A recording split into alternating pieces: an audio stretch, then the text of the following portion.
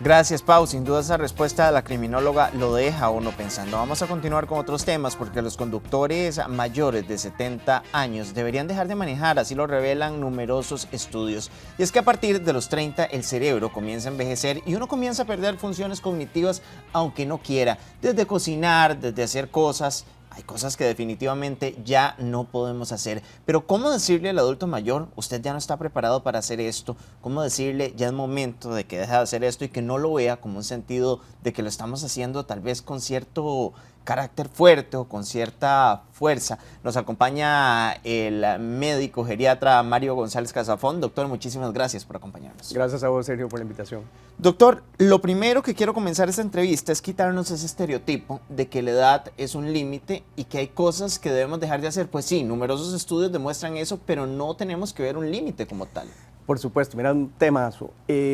Nosotros tratamos de hablar ahorita no de expectativa de vida, de cuántos años vamos a tener de vida, sino expectativa de vida funcional, que eso es lo más importante. Yo puedo tener una persona de 85 años que tenga mejores condiciones que una persona de 65. Por eso la evaluación médica cuadrifuncional es fundamental. Y ahora te voy a explicar qué es eso de la evaluación médica cuadrifuncional. Doctor, es normal que las personas a partir de los 60, de los 30 inclusive, comenzamos a envejecer y a perder algunas funciones cognitivas, pero a partir de los 60, 70, ¿cuáles son las más frecuentes? La más frecuente es el deterioro cognitivo leve. Una de las cosas que nosotros como médicos geriatras tratamos de hacer es evaluar al paciente no solo desde el punto de vista médico. La parte médica pues es la parte que nosotros más nos enseñan en la escuela de medicina, pero como geriatras, entonces con el envejecimiento lo que vamos teniendo es cambios cognitivos, cambios funcionales, cambios nutricionales y cambios sociales. Entonces tenemos que evaluar al paciente en todas estas esferas. Obviamente a la hora de evaluar la parte de conducir, pues nos vamos a los cambios físicos. La vista, la audición, la artritis, pero siempre, muchísimas veces se deja de lado la parte cognitiva, que es una de las partes que esencialmente más se va deteriorando, bueno, aparte de la parte física, durante el envejecimiento. Doctor, ¿cuándo es normal que papá o mamá necesite a alguien a la par, que lo esté vigilando, que lo esté ayudando? ¿A partir de cuáles síntomas? Aquí lo que tenemos que dividir mucho es el adulto mayor sano, que es el adulto mayor funcional, el adulto mayor que cognitivamente está bien. Luego tenemos el adulto mayor que ya tiene algún grado de fragilidad. Entonces, no solo en la parte cognitiva, sino también en la parte física. Cuando nuestro papá ya tiene un problema para caminar, cuando ya vemos que está repetitivo, que repite varias cosas, que se confunde con facilidad. Muchas veces el problema que tenemos mayormente es que a la familia le va a costar mucho darse cuenta de los problemas que tiene, sobre todo a nivel cognitivo. ¿Por qué? Porque tenemos que hacer pruebas. Una prueba muy sencilla que podemos hacer en la casa es simplemente decirle, papá, ¿me puedes dibujar un reloj y ponerme la hora a las 11:10? Entonces, obviamente, lo normal, tenemos que tener el relojito, tener por lo menos las 12, las 3, las 6 y las 9, y luego que las agujitas del reloj me marquen exactamente las 12:10. Aquí estamos evaluando capacidad resolutiva, capacidad de resolución de problemas. Aquí, digamos, saber que el número 2 equivale a las 10 en minutos, eso es capacidad de resolver problemas. El hecho de que logremos poner los números en su posición, que los logremos poner adecuadamente, me hablan de capacidad visoespacial y también de memoria a largo plazo, recordar cómo van los números, y memoria de corto plazo, recordar la indicación que le estoy dando. Entonces, esto es muy sencillo para que podamos hacer en la casa. A veces hay señores que no soportan que les pongamos a hacer esas cosas o que empiecen a perder independencia y que los limitemos. ¿Cómo lidiar con eso? La mayoría. Y es un problema enorme para nosotros los médicos geriatras cuando queremos decirle al paciente, don Carlos, ya usted no puede manejar. En la consulta, el berrinche que nos hacen, he tenido pacientes que les he dicho a los familiares, ay, su papá ya no puede manejar, ya estamos teniendo problemas visuales, ya estamos teniendo problemas cognitivos, y donde le decimos al paciente, se enoja. No quiere, no acepta, entra en negación. Inclusive me ha pasado 2 veces que los hijos llegaron, papá, te vamos a quitar las llaves del carro, nos vamos a llevar el carro a la casa, ya no puedes manejar. Al día siguiente el señor fue y se compró su carro. ¡Qué torta! ¿Cuándo es el momento de quitarle el carro? Buena pregunta. Sobre todo cuando estamos viendo los cambios físicos y los cambios cognitivos, si nosotros ya tenemos un paciente que tiene cognitivamente un deterioro cognitivo leve, que es donde este pacientito está teniendo repeticiones, problemas de memoria a corto plazo, ya en algún lugar, tal vez no tan familiar, ya se me perdió manejando, donde vemos a veces que está un poco confuso, ya cognitivamente anda mal. Físicamente, la audición, en el envejecimiento es normal tener pérdida de audición y desafortunadamente nos cuesta mucho entender eso. Muchísimas veces vemos que papá pone el volumen del televisor muy alto, le decimos, papá, estás teniendo problemas de audición, por favor, hazte una audiometría y ve a ver si necesitas audífono. No, yo estoy perfecto. Entonces, el gran problema es lidiar con esos adultos mayores que entran en negación sobre su estado de envejecimiento. Hay que recordar un tema muy importante sobre la psicología del envejecimiento. Para mí, el envejecimiento viene siendo como una adolescencia.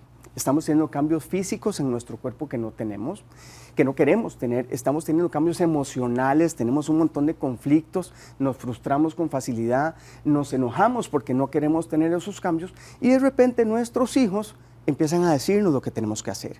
Entonces los papás se enojan, se resienten y más bien, igual que en los adolescentes, nos volvemos rebeldes. Doctor, ¿puede que mi papá le mandara una benzodiazepina, una pastilla y que de pronto lo vea más lento? ¿Hasta dónde puede interferir un medicamento en su función motora? Montones. Y no te vayas tan largo con benzodiazepinas, que es muy lógico. Simplemente un antihistamínico, una pastilla antialérgica, la difenidramina, la hidroxicina, el clorotrimetrón, que son medicamentos que a nivel de efectos secundarios van a generar somnolencia. Obviamente las benzodiazepinas también. Ahí la parte del médico es el que tiene que decirle, como a cualquier edad, don Manuel de 35 años, don Manuel, vea, usted necesita tomar clonazepam en las noches porque pasa muy ansioso, pero el clonazepam tiene una vida media muy larga, dura muchas horas en el cuerpo. Entonces, ¿qué pasa? Puede ser que amanezca y esté todavía medio atontadillo. ¿Y qué pasa?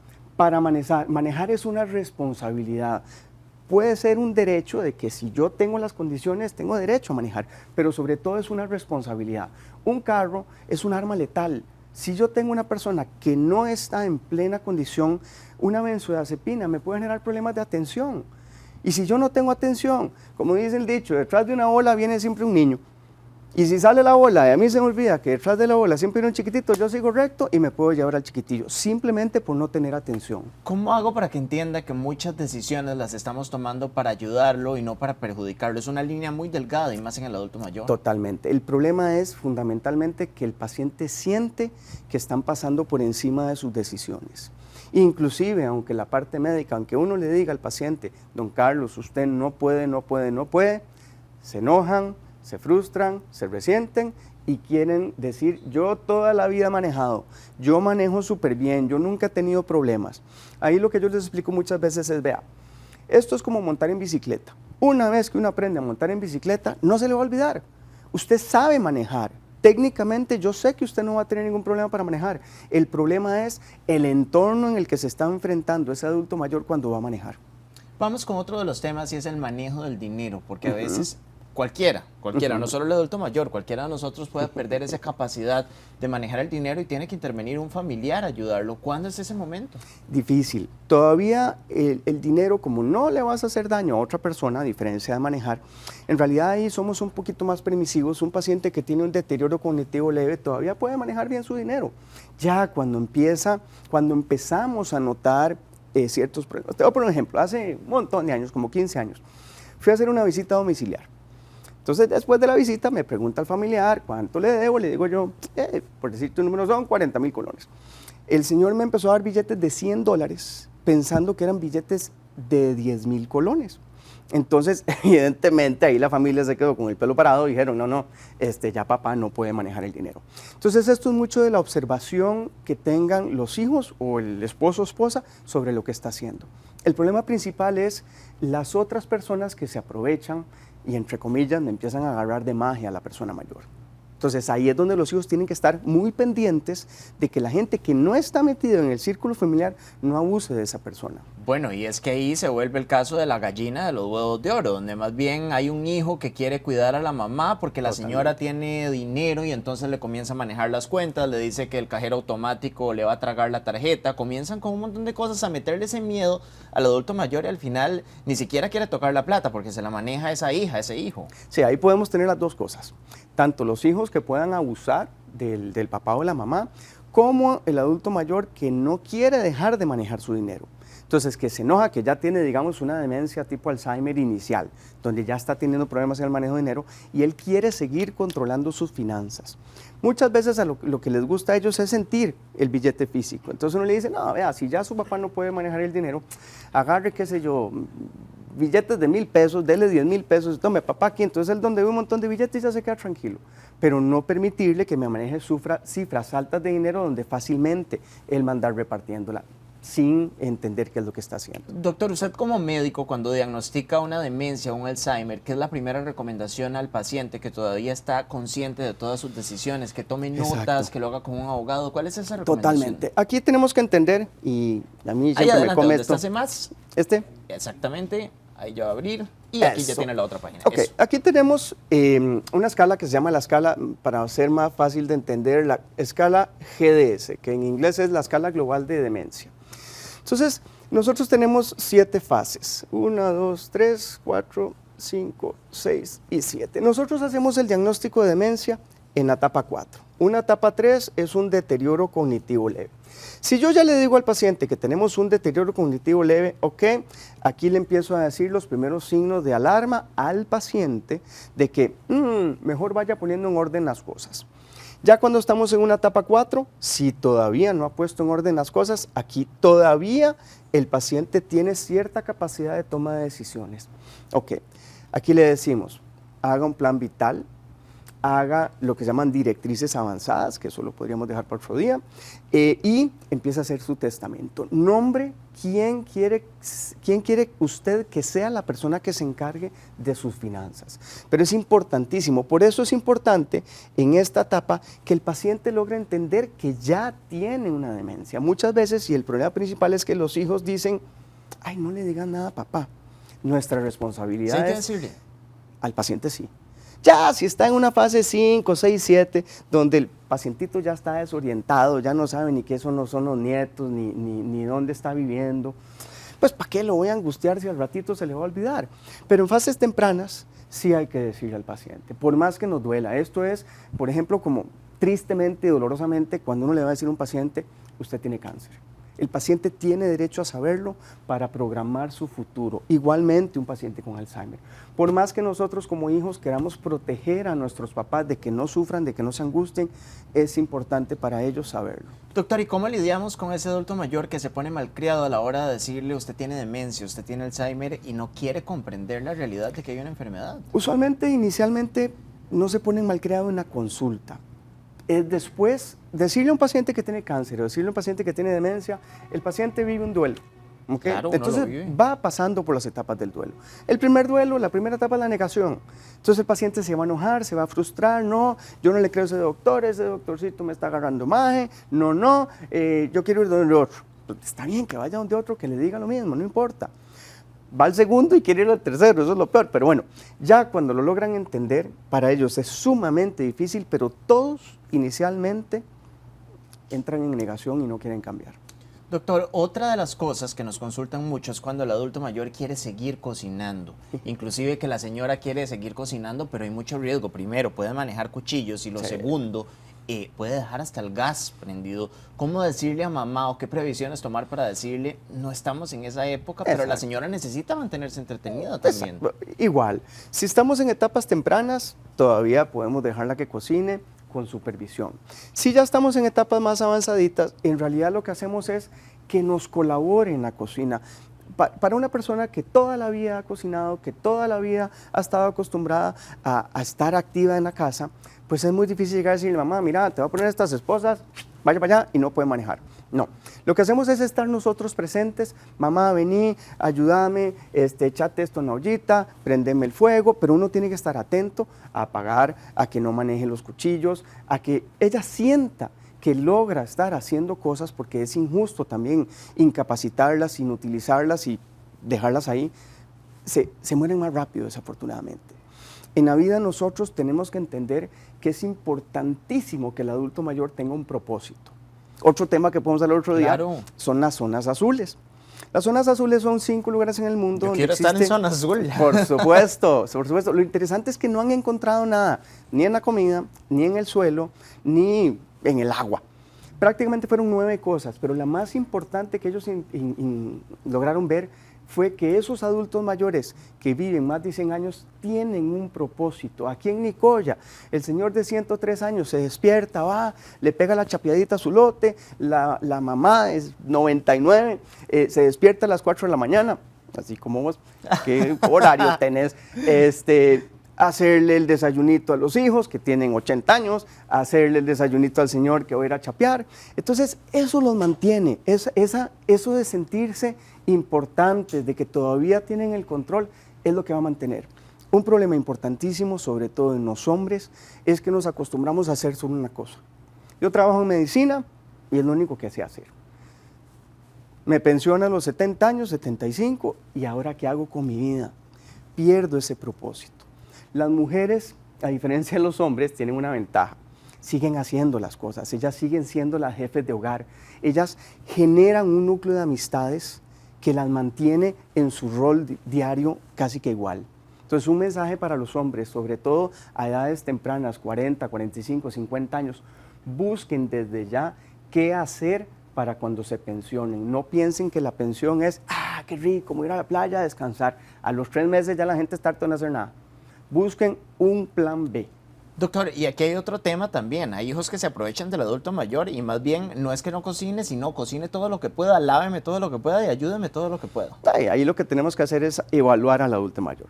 Si él se siente realizado, si ella se siente realizada haciendo las tareas, ya no se comporta como un abuso. Es algo que a la persona le gusta. Yo puedo ayudarle, yo puedo decirle, mamá, vení, yo te ayudo, yo te ayudo a cocinar, yo te ayudo a limpiar, que debería ser siempre así. En realidad no deberíamos delegarle todo el trabajo a nuestras mamás o a nuestras esposas, debemos de colaborar también en la casa. Pero si esa persona nos dice, es que ya yo estoy cansada, es que yo ya no puedo, y el hijo le sigue insistiendo, o un hermano que no vive en la casa llega y nos dice a nosotros, doctor, veas que estoy preocupado porque yo veo que mi hermano se está aprovechando de mamá. Entonces ahí sí tenemos que tomar cartas en el asunto, hablar primero con la señora y si la señora no nos refiere lo mismo, pues conversar con el hijo. Si al hijo no le importa, pues entonces ahí tratamos de meter otra disciplina relacionada al área médica que es trabajo social. Doctor, ¿cuándo es el momento de decirle a mi papá que ya no debe firmar, que ya no está apto? ¿Quién toma esa decisión? El psicólogo. Nosotros hacemos las pruebas cognitivas, claro, y ya estamos en una etapa 4 y medio, 5, ya uno empieza a ver que el paciente no va a tener las capacidades. Pero en una etapa 3, en una etapa 4, y si vemos que el paciente tiene que firmar algún documento legal, la casa, pues uno lo refiere al psicólogo. Mira, él dice, doctora, por favor, dígame si él está o no está en capacidad de toma de decisiones. No está en capacidad de toma de decisiones. Ahí uno le recomienda a la familia que empiecen a hacer el proceso de salvaguarda, que es que entre los familiares nombren el tutor legal. ¿Quién se va a hacer responsable por las decisiones que tenemos que tomar por papá y mamá? A veces se da tanta manipulación por parte de los hijos que se da como un enamoramiento hacia un hijo y que todo el mundo sabe que están dominando al señor, pero el señor toma esa decisión, ¿hasta dónde respetársela? Ay, dificilísimo. Dificilísimo porque ahí es donde vienen los problemas entre los hermanos. Entonces, mientras el paciente tenga la capacidad de toma de decisiones, y qué bueno que tocaste este tema, porque muchas veces, tristemente, son los mismos adultos mayores que se dejan abusar. Entonces, como es mi hijo favorito, mamá, puña, es que, ¿por qué no me firmas la casita, nombre mío, para que después no tengamos problema entre los hermanos? Ay, sí, mi amor, la verdad es que sí, tome y lo firma.